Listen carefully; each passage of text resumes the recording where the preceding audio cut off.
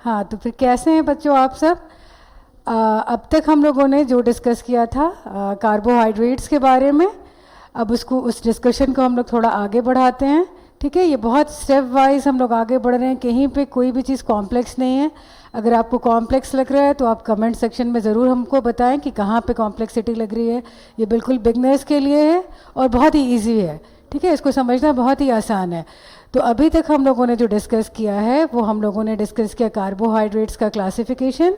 ठीक है, हम लोगों ने लिखना सीखा है ट्रायोज शुगर, सिंपलेस्ट शुगर का स्ट्रक्चर, और फिर हम लोगों ने लिखना सीखा हेक्सोज शुगर का स्ट्रक्चर। इसमें हम लोगों ने ग्लूकोज का स्ट्रक्चर लिखना सीखा, L glucose and D glucose.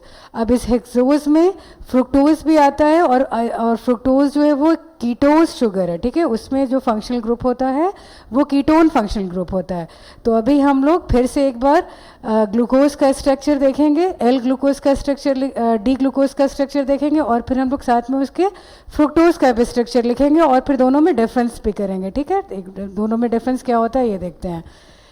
तो सबसे पहले ये हम लोग आते हैं ग्लूकोज के स्ट्रक्चर पे। बहुत ही आसान है। ग्लूकोज में सिर्फ आपको ये याद रखना है कि ये 6 कार्बन कंटेनिंग शुगर है। ठीक है, this is the structure of glucose. ये किसका स्ट्रक्चर है? ये ग्लूकोज का स्ट्रक्चर है। तो ग्लूकोज में आपको ये पहली बात याद रखनी है कि ये 6 कार्बन कंटेनिंग है, और दूसरी बात याद रखनी है कि ये CHO ग्रुप कंटेनिंग है, दैट इज कि ये एल्डोज है। इसके पास कौन सा फंक्शनल ग्रुप है? एल्डिहाइड फंक्शनल ग्रुप है। ठीक है, तो ये देखिए, ये हमने एक स्ट्रक्चर, एक स्केलेटन ले लिया है, 6 कार्बन कंटेनिंग एक स्केलेटन लिया है हमने, कार्बन स्केलेटन। इसको नंबरिंग कर देते हैं फिर से, 1 2 3 4 5 6। ठीक है ना, ये 6 कार्बन कंटेनिंग शुगर हो गया। फर्स्ट कार्बन में एक एल्डिहाइड ग्रुप ले लेंगे क्योंकि ये एल्डोज है, और इसके लास्ट कार्बन में CH2, ये इसको हम ऐसे भी लिख सकते हैं, CH2OH। ठीक है ना, क्योंकि इसकी सारी वैलेंसी फिर हम लोग H से फिल कर रहे हैं। या इसको एक बार हम एक्सप्लेन भी कर देते हैं अगर आप लोगों को वो ना समझ में आए। ठीक है ना, अगर यहाँ पे OH रहेगा, अगर यहाँ पे OH रहेगा ना, तो फिर ये H है, इसीलिए हम लोग फिर इसको शॉर्ट में ऐसे लिख लेते हैं CH2OH, क्योंकि इस कार्बन से क्या क्या लगा हुआ है। देखिए, 6 कार्बन से 1 हाइड्रोजन, 2 हाइड्रोजन और 1 हाइड्रोक्साइल ग्रुप, इसलिए हम लोग इसको शॉर्ट में CH2OH ऐसे लिखते हैं। अब ये बार बार कार्बन लिखने से इजी मेथड ये है कि एक स्ट्रेट लाइन हम ले लेते हैं। ठीक है ना, और उसमें हम 4 ब्रांचेस दे देते हैं, 1 2 3 4, और जहाँ जहाँ पे क्रॉस हो रहा है ना, जहाँ पे ये, वो सारा हम लोगों का एक एक कार्बन है। तो इसको अगर हम ऐसे लेबल कर लेते हैं, ये देखो बच्चों, 1 2 3 4 5 6। ठीक है ना, ये सिर्फ इसी को रिप्रेजेंट करने का एक और आसान तरीका है। बार बार कार्बन लिखने से अच्छा है कि एक स्ट्रेट लाइन और फिर उसमें 4 क्रॉस लाइंस, हॉरिजॉन्टल लाइंस दे देते हैं, 1 वर्टिकल एंड 4 हॉरिजॉन्टल लाइंस। ठीक है, और ये हम लोगों का फर्स्ट कार्बन है जिसपे एक एल्डिहाइड ग्रुप लगा दिया, और ये हम लोगों का 6th कार्बन है जिसमें CH2OH लगा दिया। ठीक है ना, और बाकी हमने क्या बताया था कि ग्लूकोज का स्ट्रक्चर, डी ग्लूकोज का स्ट्रक्चर अगर आपको याद रखना है तो बहुत आसान सी ट्रिक है, प्लस माइनस प्लस प्लस, है ना, प्लस माइनस प्लस प्लस। जहाँ जहाँ पे प्लस आ रहा है वहाँ पे 2 लेटर्स OH हाइड्रोक्साइल ग्रुप लगा देंगे, और जहाँ पे माइनस आ रहा है जस्ट 1 लेटर, एक H ग्रुप लगा देंगे। और इसके ऑपोजिट साइड में फिर क्या करेंगे, जो मिसिंग है, जो इसका जस्ट ऑपोजिट लिख लेंगे। जहाँ जहाँ पे H है वहाँ पे OH लिख लेंगे, और जहाँ पे OH है वहाँ पे H लिख लेंगे। ठीक है, दिस 1 मिनट, कलर चेंज कर लेते हैं। ठीक है ना, तो ये देखिए H हो गया, यहाँ से H OH एंड H। ठीक है ना, तो ये किसका स्ट्रक्चर है? ये स्ट्रक्चर है डी ग्लूकोज का।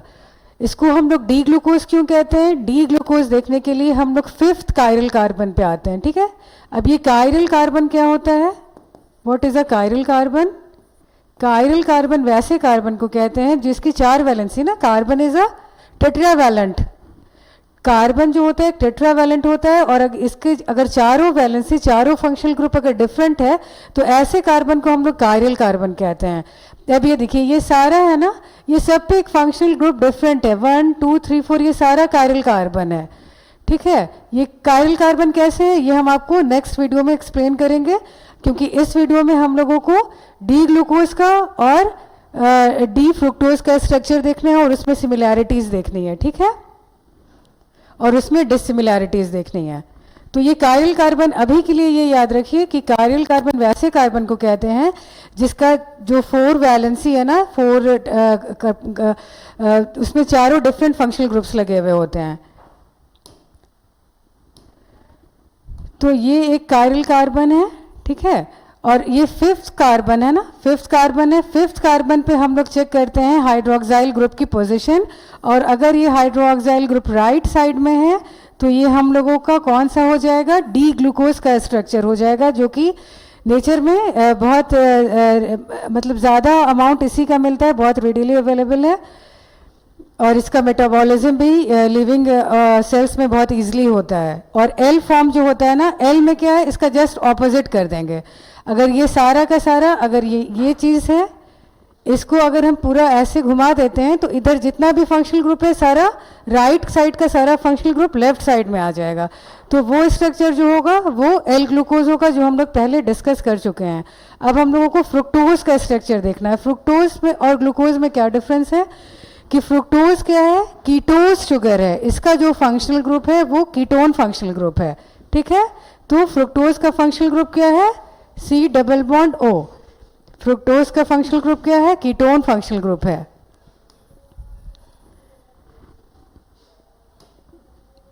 अब ये लिखने के लिए, फ्रुक्टोज का स्ट्रक्चर लिखने के लिए, और फ्रुक्टोज क्या होता है, 6 कार्बन कंटेनिंग शुगर ये भी होता है। ठीक है, तो ऐसे ही हम लोग 6 कार्बन लिख लेते हैं, 1 2 3 4 5 6, नंबरिंग कर देते हैं इसकी। ये देखिए 1 2 3 4 5 6, इसकी नंबरिंग कर दिए।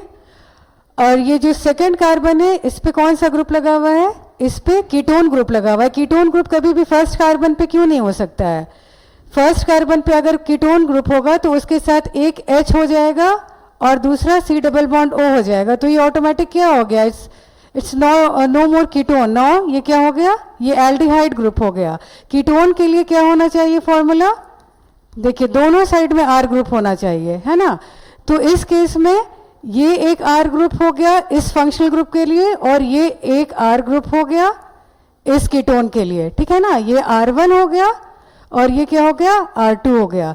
तो अब ये क्या हो रहा है, ये यहाँ पे as a ketone functional group है इस फ्रुक्टोज शुगर में, 6 कार्बन कंटेनिंग शुगर में अभी ये फंक्शनल ग्रुप क्या है, कीटोन है। ठीक है, इसलिए इसको हम लोग कभी भी टॉप पे नहीं रहेंगे, ये कीटोन फंक्शनल ग्रुप हमेशा सेकेंड कार्बन पे आएगा।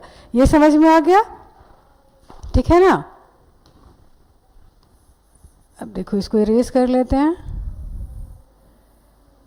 अब हम लोगों को देखना है कि ग्लूकोज और फ्रुक्टोज में क्या डिफरेंस है ना। ये फर्स्ट था और ये सेकंड कार्बन था। अब ये देखिए, ये फर्स्ट और सेकंड कार्बन के अलावा ये जितना भी 3 कार्बन, ये 2 3 4 5, ये जो कार्बन है ना बिल्कुल सेम इसमें भी है। देखिए इसके आप 3 4 5 में चले जाइए, 3 4 5 बिल्कुल भी सेम है, और इवन लास्ट वाला भी सेम है। 6 कार्बन भी CH2OH है। सिर्फ फर्स्ट और सेकंड कार्बन, फर्स्ट कार्बन पे CH2OH एक ग्रुप है। इसका मतलब ये हुआ, इसको अच्छे से और एक्सप्लेन कर देते हैं। इसका मतलब ये हुआ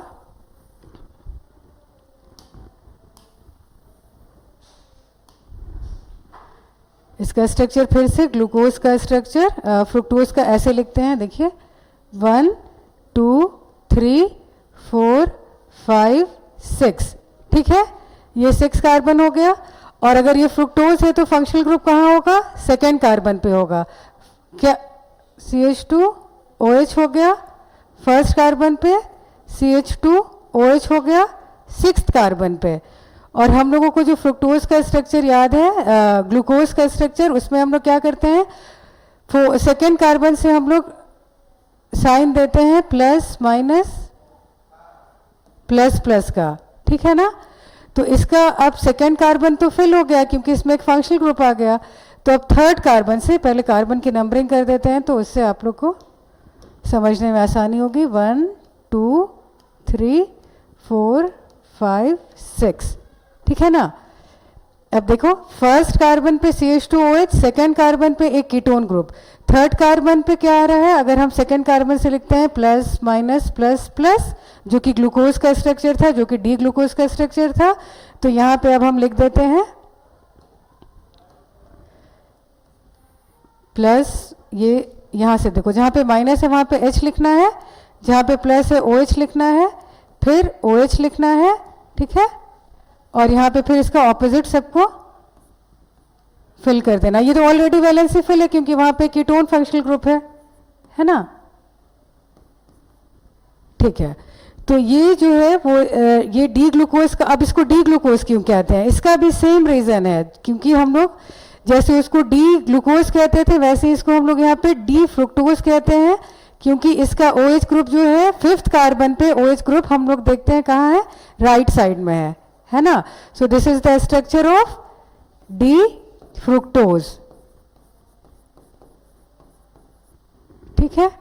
तो देखिए बिल्कुल ये जो डी ग्लूकोज का स्ट्रक्चर है और ये डी फ्रुक्टोज का स्ट्रक्चर है, डिफरेंस कहाँ पर है, डिफरेंस जो है वो फंक्शनल ग्रुप पे है, इसके पास जो है वो एल्डिहाइड ग्रुप है और इसके पास कौन सा है, कीटोन ग्रुप है। और बाकी के कार्बन्स में क्या है, ये चूंकि कीटोन ग्रुप है तो ये सेकेंड कार्बन पे होगा, third fourth fifth six exactly same है, थर्ड फोर्थ फिफ्थ सिक्स। तो इस तरह से डी ग्लूकोज और डी फ्रुक्टोज का स्ट्रक्चर हम लोग बहुत आसानी से लिख सकते हैं। ये आप प्रैक्टिस करें, बार बार प्रैक्टिस करें, और अगर इस तरह से प्लस माइनस प्लस प्लस को एक छोटी सी ट्रिक बना के आप लिखेंगे तो ये आप लिखें, और ये बहुत ही आसान है, फिर आप इसकी 2-4 बार प्रैक्टिस कर लें, फिर ये आप कभी नहीं भूलेंगे। बिल्कुल ये आपका एक कंफर्म है कि ये स्ट्रक्चर आप कभी भी बहुत आसानी से, इसको आप और आसान फॉर्म देना है तो जस्ट आपको कार्बन पे लिखने की जरूरत नहीं है, just straight lines and vertical lines पे आप ये स्ट्रक्चर लिख सकते हैं। 2-4 बार प्रैक्टिस कर लीजिए और ये बहुत आसान है। कहीं पे कुछ भी कंफ्यूजन लग रहा है, कुछ भी डाउट्स है तो प्लीज़ हमको कमेंट सेक्शन में लिख के बताएं, और होपफुली आपको समझ में आया होगा। Okay, thank you.